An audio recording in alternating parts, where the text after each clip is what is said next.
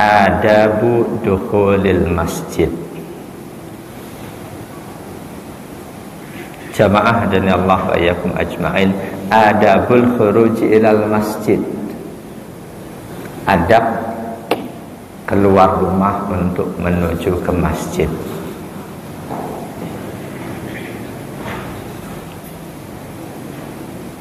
Fa idza faragta min taharatika fasalli fi baitika rak'atai subhi in kana al-fajru qad tala'a. Kadzalika kana yaf'alu Rasulullah sallallahu alaihi wasallam summa yatawajjahu ilal masjid. Ini adab selanjutnya. Adab keluar rumah untuk menuju masjid. Bila engkau selesai melaksanakan semua kesucianmu, selesai mandi atau minimal wudu, saran Imam Ghazali, fasalli fi baitika, kerjakan sholat di rumahmu, rak'atai subhi, 2 rakaat subuh, in kana al-fajru qad tala'a, jika fajarnya memang sudah terbit, jika waktu subuhnya sudah tiba. Kadzalika kana yaf'alu Rasulullah sallallahu alaihi wasallam, itulah yang dikerjakan oleh Rasul sallallahu alaihi wasallam. Summa yatawajjahu ilal masjid, baru selanjutnya berangkat ke masjid. Ini jangan difahami apa adanya. Rasul 2 rakaat sebelum subuh selalu beliau kerjakan di rumah, karena rumah beliau sangat dekat dengan masjid. Rumah beliau sangat dekat dengan masjid, nggak ada kekhawatiran tertinggal. Di samping itu yang pasti Rasul selalu ditunggu. Muadzin tidak akan qomat sebelum Rasul siap untuk masuk. Andaikan kita saklek pahami hadis ini apa adanya, perintah ini apa adanya, kita wudhu di rumah, sholat qobliyah subuh di rumah, baru berangkat, rumah kita jauh, perjalanan jalan kaki, kita saklek juga memahami itu harus jalan kaki misal, butuh waktu 20 menit, sedangkan space waktu yang disediakan antara adzan dan qomat cuma 10 menit, ya ketinggalan. Sahabat-sahabat Nabi banyak yang mengerjakan sholat rawatibnya, khususnya qobliyah, di masjid, tidak di rumah. Rasul mengerjakan qobliyah di rumah karena memang rumah beliau bersama Siti Aisyah nempel masjid malah. Buat kita-kita yang rumah dekat masjid, masjid kita akan melaksanakan jamaah yang terbaik itu. Kita wudhu di rumah, laksanakan qobliyah di rumah, baru berangkat ke masjid. Kalau toh sampai masjid belum iqamah, ada kesempatan, laksanakan tahiyatul masjid. Itu yang dilakukan Rasul dan itu memang betul. Kali lagi, apa yang disampaikan Imam Ghazali, dinasihatkan Imam Ghazali ini dalam 2 rakaat subuh di rumah, ini harus lihat di mana rumah kita, jarak rumah kita berapa lama perjalanan kaki. Meskipun Rasulullah selalu mengerjakan qobliyah subuh di rumah, tidak harus pelaksanaan ibadah kita sama persis dengan Rasulullah. Tapi bukan sifat ibadahnya. Sama halnya tidak harus sama persis dengan Rasul dalam hal menutup aurat. Rasul kira-kira pernah nggak nutup aurat pakai celana panjang, pakai kaos? Pastinya nggak pernah. Yang utama di situ nutup auratnya. Dengan pakaian model apa silakan. Nutup auratnya yang paling utama. Bahkan pakai gamis sebagai itu sunnah, ulama khilafiyah.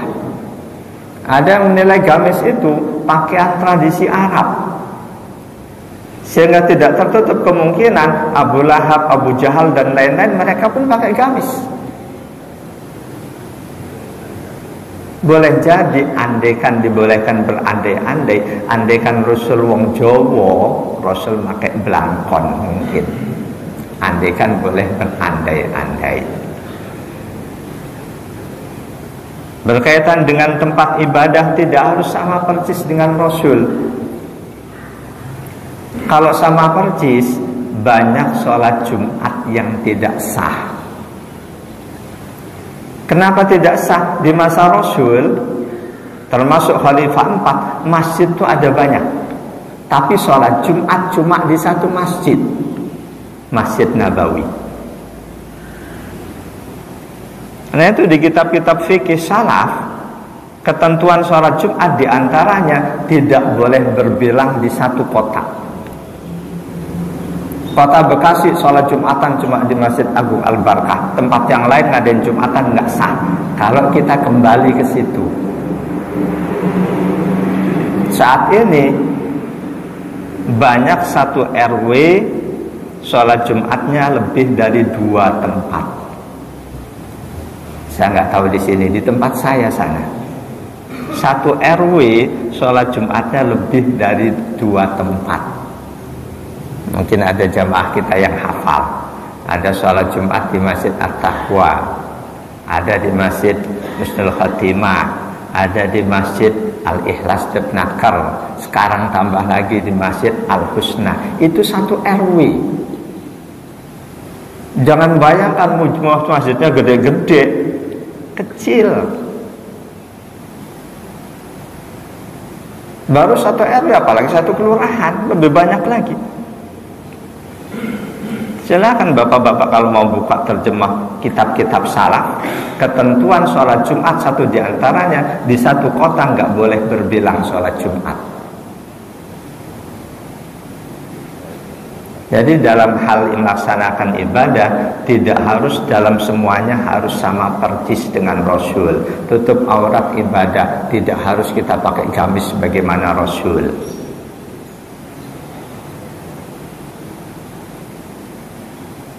Jadi tentu apa yang disarankan oleh Imam Ghazali memang berdasarkan sunnah Rasul. Apa yang dikerjakan oleh Rasul, beliau selalu qobliyah subuh atau sholat sunnah subuh kerjain di rumah, selanjutnya baru berangkat ke masjid. Saat ini mayoritas jamaah masjid qobliyahnya ya di masjid. Nah ini saran ini berlaku buat kita-kita yang rumah kita dekat dengan masjid dan ada jeda waktu yang cukup untuk kita jalan kaki, tidak harus ngos-ngosan sampai masjid. Nggak sedikit masjid yang pelit. Adzan qomat cuma ngasih waktu 4 menit. 4 menit walaupun rumah kita dekat dengan masjid. Sholat di rumah 4 menit, jalan kaki udah ketinggalan jamaah. Nah itu yang terbaik, terutama untuk subuh dan isya, kasih jeda waktu yang lebih lama. Tambah lagi, kita yang datang duluan nggak perlu ngedumel. Perbanyak baca Quran, zikir sambil nunggu saudara kita yang datang qobliyah. Kita ikhlas semua yang mereka kerjakan, kita dapat pahala seperti pahala mereka. Andaikan di antara mereka yang datang belakangan sholatnya lebih khusyuk, lebih baik, kita tadi nggak khusyuk, dapat pahala sholat khusyuk karena keikhlasan kita menunggu mereka.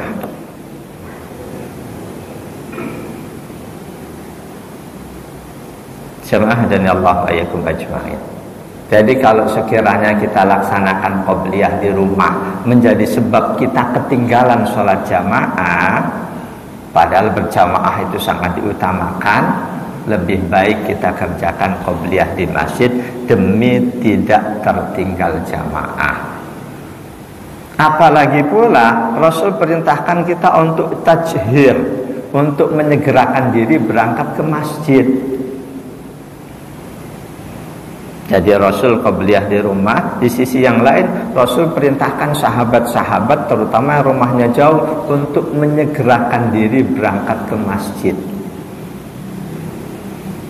Dalam hadis sahih an Abi Hurairah radhiyallahu anhu anna Rasulullah sallallahu alaihi wasallam qala law ya'lamun nasu ma fin nida'i was-saffil awwali summa lam yajidu illa ay yastahamu alaihi lastahamu.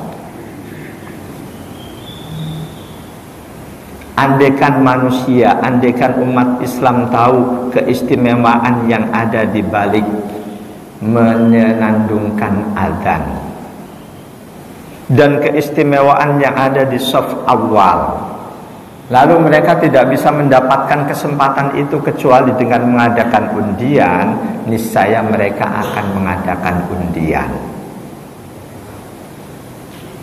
Kalimat berikutnya, walau ya'lamu nama fit tahjiri lastabaku ilai. Andaikan mereka manusia umat Islam tahu keistimewaan menyegerakan diri berangkat ke masjid, tahjir, pasti mereka akan seolah berlomba duluan berangkat ke masjid.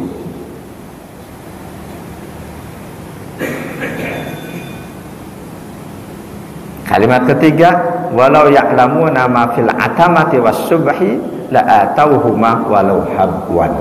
Andaikan umat manusia, umat Islam tahu keistimewaan berjamaah isya dan subuh, andaikan tahu sebagaimana pengetahuan Rasulullah keistimewaan sholat berjamaah isya dan subuh, niscaya mereka akan memaksakan diri untuk datang berjamaah di dua waktu itu meskipun harus merangkak.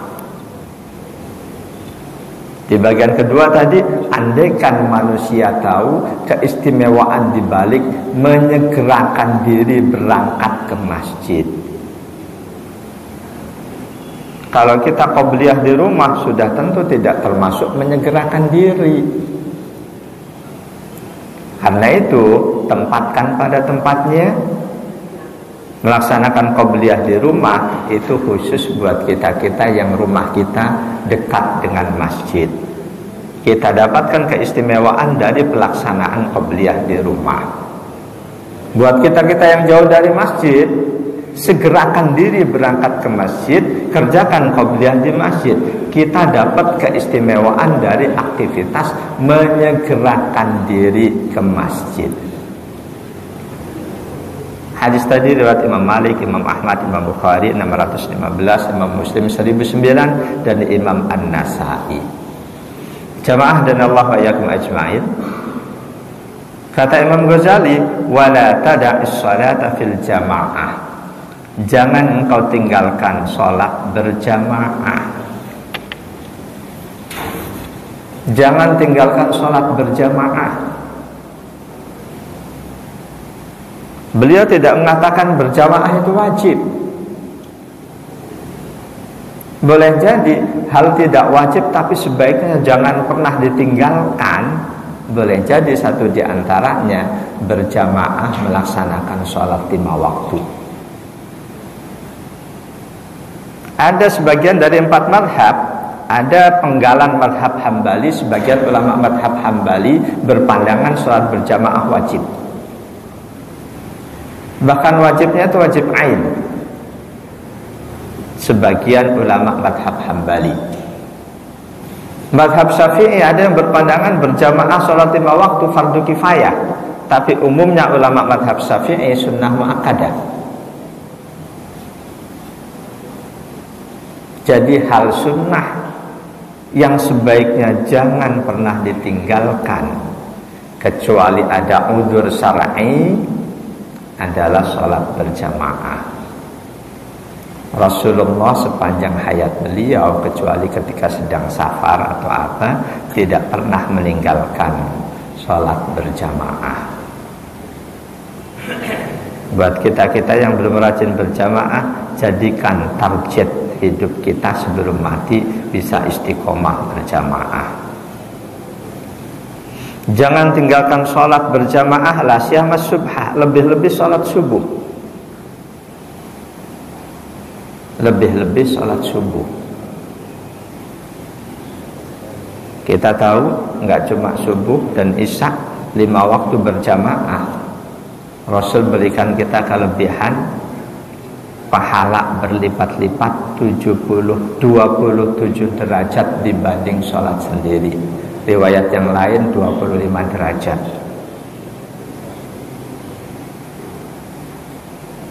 Fa in kunta tatasahalu fi misli hadza, kalau kita meremehkan keistimewaan sholat berjamaah ini, kalau kita meremehkan keistimewaan sholat berjamaah ini, padahal kita sudah ngaji, kita tahu betapa istimewanya sholat berjamaah, betapa Rasul mencontohkan dengan tidak pernah meninggalkan berjamaah, tapi kalau kita masih ngeremehin, fa ayyu faidatin laka fi talabil ilmi, mana manfaat kehadiran kita menghadiri majelis ilmu? Jadi idealnya siapapun kita yang rajin menghadiri majelis ilmu, dari situ kita tahu keistimewaan berangkat lebih cepat ke masjid, keistimewaan sholat berjamaah dan lain sebagainya. Idealnya kita menjadi orang pertama yang mengaplikasikan hal itu, yang mempraktekkan hal itu dalam kehidupan kita sehari-hari. Jadi kalau kita sudah tahu keistimewaan sholat berjamaah, kita masih ngentengin, masih ngeremehin, mana manfaat kita menghadiri majelis ilmu? Wa innama samratul ilmi al-amalu bi. Buah atau hasil dari menghadiri majelis ilmu adalah mempraktekkan, menerapkan ilmu yang didapat menjadi amaliyah sehari-hari.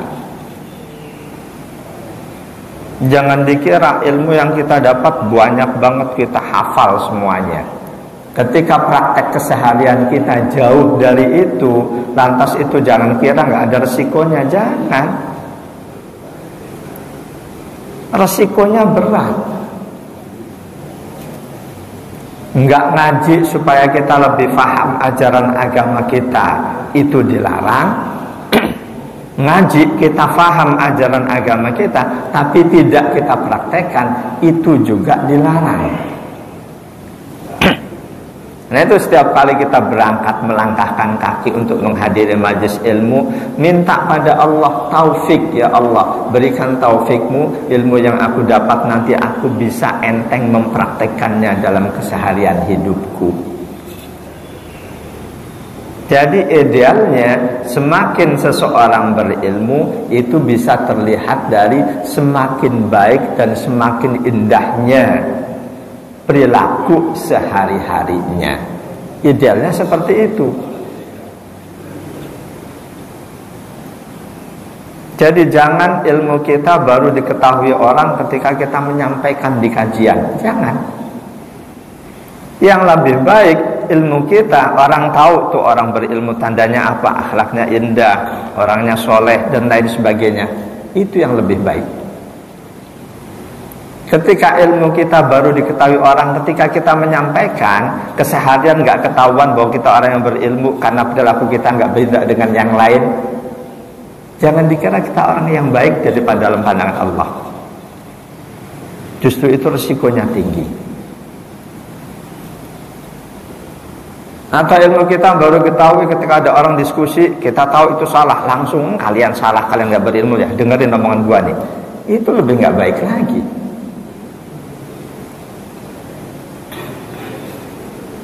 Jadi ketika kita melangkahkan kaki menuju majelis ilmu, minta pada Allah taufik untuk bisa merealisasikan, mengaplikasikan ilmu yang kita dapat dalam perilaku keseharian kita.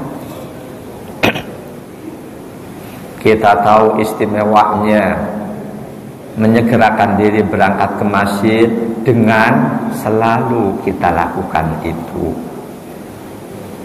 Kita tahu istimewanya silaturahim dengan selalu kita lakukan itu. Kita tahu betapa akhlak Rasul sangat indah. Diketahui pengetahuan kita itu dengan sehari-hari akhlak kita pun kita upayakan makin hari semakin indah. Jadi buahnya ilmu adalah amaliyah keseharian yang sejalan dengan ilmu itu. An Usamah bin Zaid qala qila lahu ala tadkhulu ala Utsman fatukallimuhu. Pernah seorang sahabat muda Usamah bin Zaid. Usamah bin Zaid dapat omongan dari orang lain, dapat saran, ala tadkhulu ala Utsman fatukallimuhu. Tolong engkau datangi Utsman bin Affan, sampaikan nasihat kepada beliau. Yang ngomong ini tahu Usamah bin Zaid, seorang sahabat Nabi yang dekat dengan sahabat Utsman bin Affan. Pada saat itu sahabat Utsman ini sebagai khalifah. Ada anggota masyarakat yang merasa sahabat Utsman sebagai khalifah tidak adil. Lantas sahabat Usamah bin Zaid didatangi orang, tolong kamu bicara sama Utsman bin Affan, kamu nasihati dia. Faqala, sahabat Usamah menjawab, atarawna anni la ukallimuhu illa usmi'ukum.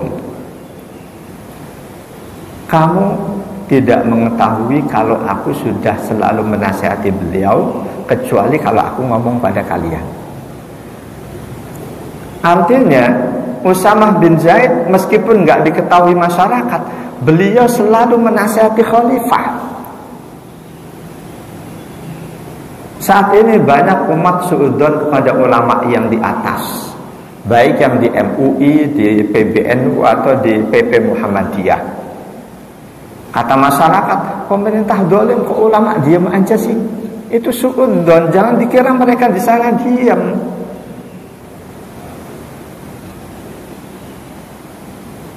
Masyarakat taunya kalau ulama bicara koar-koar, mengkritik pemerintah, baru itu ulama hebat, ulama menasihati pemerintah.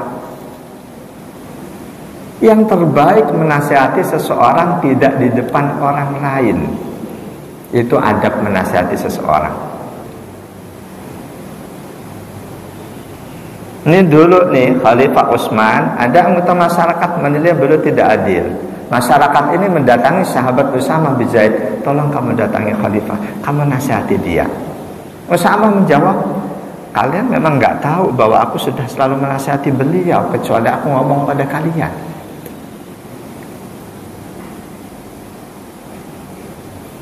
Wallahi laqad kallamtuhu fima baini wa bainahu. Demi Allah, aku sudah dan akan terus menyampaikan apa yang ada di antaraku dan di antara beliau. Duna an aftaha amran la uhibbu an akuna awwalaman fatihahu. Aku akan selalu menasihati beliau sesuai dengan kedudukanku, kewajibanku sebagai anggota masyarakat, sebagai rakyat. Wala aqulu li ahadin yakunu alayya amiran innahu khairun nas. Dan aku tidak pernah menyanjung siapapun meskipun dia itu pemimpinku. Tidak pernah aku mengatakan kamu adalah manusia terbaik. Sahabat Usamah tidak pernah cari muka di hadapan khalifah, akan bicara apa adanya. ba'dama sami'tu Rasulullah sallallahu alaihi wasallam yaqul, dan aku tidak mau menyanjung-nyanjung seseorang walaupun dia pemimpinku, khalifahku, sesudah aku mendengar sabda Nabi sallallahu alaihi wasallam. Ini satu contoh buat kita, sahabat Usamah. Meskipun sahabat muda, apapun yang beliau dengar dari Rasul akan beliau upayakan untuk beliau praktekkan. Kata beliau, aku tidak pernah mau menyanjung seseorang walaupun dia pemimpinku, dia khalifah yang memimpin aku, sesudah aku mendengar Nabi sallallahu alaihi wasallam bersabda. Nah, ini yang harus kita ingat. Apa sabda Nabi yang didengar oleh sahabat Usamah bin Zaid? Yu'ta birrajuli yaumal qiyamati fayulqa finnar fatandaliku aktabu batnihi fayaduru biha kama yadurul himar birruha. Di hari kiamat nanti ada seseorang yang akan dihadirkan ke neraka. Seseorang dihadirkan lalu dilempar ke neraka. Begitu jatuh ke neraka, isi perutnya terburai. Saking beratnya isi perut, dia tidak bisa kemana-mana, cuma berputar-putar sebagaimana berputarnya keledai ketika menggiling gandum. Dulu gilingan batu diputar. Fayastami'u ilaihi ahlun nar. Saat itu lantas penghuni neraka melihat hal itu. Mungkin dikira sirkus kali. Penghuni neraka atas izin Allah kumpul melihat itu. Siapa itu orang kok berputar-putar, isi perutnya terburai. Begitu dekat fayakuluna, penghuni neraka kenal. Rupanya dia tokoh terkenal dulunya di dunia. Dianya ini yang masuk neraka isi perut terburai berputar-putar, di dunia tokoh terkenal. Begitu penghuni neraka mendekat, mereka kenal. Mereka pun berkata, ya fulan, malak, wahai fulan, ada apa denganmu? Alam takun ta'muru bil ma'ruf wa tanha 'anil munkar? Bukankah dulu kamu selalu dakwah memerintahkan amal ma'ruf, mencegah perbuatan mungkar? Ini gambaran orang yang ilmunya mantap tapi perilakunya berbeda jauh dengan ilmunya. Di dunianya selalu berdakwah amar ma'ruf nahi mungkar, amar ma'ruf nahi mungkar melalui mimbar. Bukankah dulu kamu selalu dakwah amar ma'ruf nahi mungkar?